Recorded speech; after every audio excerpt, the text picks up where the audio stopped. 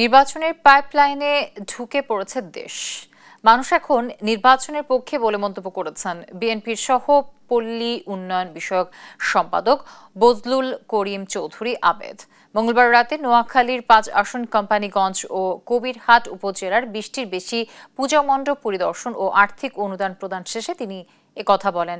এ সময় তিনি বলেন, ফ্যাসিস্ট বিরোধী আন্দোলনে অংশ নেয়া সংগঠনগুলো গণতন্ত্রের বৃহত্তর স্বার্থে অচিরেই নির্বাচনী রোডম্যাপে যোগ দিবে বলে আশাবাদ জানান তিনি। পরে স্থানীয় বিএনপি ও সহযোগী সংগঠনের বিভিন্ন পর্যায়ের নেতাকর্মীদের সঙ্গে নিয়ে ২ উপজেলায় বেশ কয়েকটি বাজারে ধানের শীষের পক্ষে ভোট চেয়ে গণসংযোগ করেন বজলুল করিম চৌধুরী আবেদ।